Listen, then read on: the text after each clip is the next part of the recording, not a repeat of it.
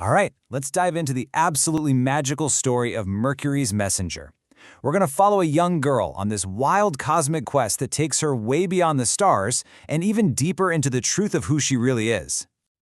And this is where it all starts, not with some big explosion, but with a whisper. We meet our hero in her quiet bedroom, in that space between being awake and asleep, and she can feel this pull from another world. The whole stage is set, not for a big fight, but for a true awakening. So, who is this girl at the very center of our story? Well, her name is Alexis Moss. But to pretty much everyone who knows her, and soon to beings all across the cosmos, she's known by a totally different name, Teacup. And that name, Teacup, it holds such a deep meaning. It's not because she's tiny or fragile or anything like that. It's because inside her quiet self, there's a whole universe of emotion and strength and storms. She's like a little cup that can hold an entire ocean. Honestly, this one idea, it's the very heart of the whole story. So that feeling of waiting, it doesn't last long. One night, at exactly 11:11, that perfect time for making a wish, the silence is finally broken. A magical visitor shows up, and Teacup's world is about to get so much bigger than she ever could have dreamed. Her visitor is Mercury himself, a tiny, glowing being with wings made of quicksilver. But he's so much more than just a messenger. He's the guardian of all messages, the living embodiment of speed and thought. And he's here for one reason. He sees that universe inside Teacup, and he's come to invite her on an absolutely incredible adventure. And Teacup, being brave and full of curiosity, she says yes. She accepts the call.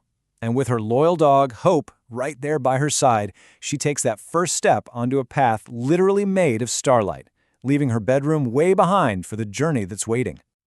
Okay, and this is where things get truly mind-bending. The fourth dimension in this story, it's not just some other place. It's a state of being where your imagination becomes the actual landscape you walk on. Your thoughts can literally shape the world around you. It's just this breathtaking leap that blurs the line between what's real and what's a dream, right before she steps foot on Mercury itself. But hey, this is no simple tour. Mercury is a planet of trials, and they're all designed to test the true qualities of a messenger. We're not just talking speed, but wisdom, courage, and a whole lot of heart. Just arriving was the first step. Now she has to truly understand what this planet is all about. And the trials she's up against are, well, they're nothing like anything you'd find on Earth. These aren't tests of physical strength. They're puzzles made of pure thought, of light, of emotion. The real question isn't how strong you are, it's how clearly you can think and feel. And right here, this is it. This is the secret to her success. The trials on Mercury aren't just about being fast.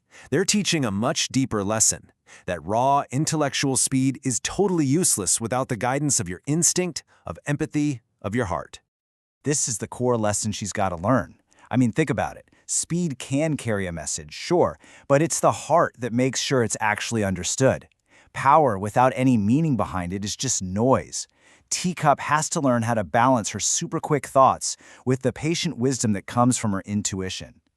So one of her greatest tests is when she comes face to face with the Velashade, a being literally made of pure fear and speed. Now, most people would try to run, right? Try to outpace it. But Teacup does the exact opposite. She just stops. She speaks to it with kindness, with empathy. And her compassion actually calms this creature of pure terror, proving that her greatest strength isn't her speed at all. It's her heart. So by passing these trials, Teacup doesn't just grow as a person. She actually earns these tangible symbols of her journey, real gifts from the planet itself that represent all her newfound wisdom and abilities. She gets the silver feather, which can carry any message as long as it's guided by true intention. She earns the mark of the swift path, which lets her see the fastest way through any problem. From that veil of shade, she wins a truth orb. And from a creature that literally walks through time, she learns a deep, profound patience. Each one of these gifts is just a mirror of a strength she's discovered inside herself. But what's this all for, right? Why was she, this quiet girl from Earth, chosen for this huge cosmic journey? Well, a mysterious being called the Echo Keeper finally shows up and reveals the real reason she was called. The Echo Keeper explains that her whole journey was never really about becoming something new, or reaching some final destination, or getting some kind of power. It was always about unleashing the potential she's had inside her the entire time. Her quest wasn't about transforming, it was about revealing her true self. Her ultimate purpose is just so profound. She's meant to be a bridge, a connection between those who feel all alone and those who have hope to share. That ability she has to hold an entire ocean of feeling inside of her, it's not just a personality trait, it's her superpower. It's the very thing that lets her understand and connect hearts all across the universe. And that just leaves us with a final, really powerful thought.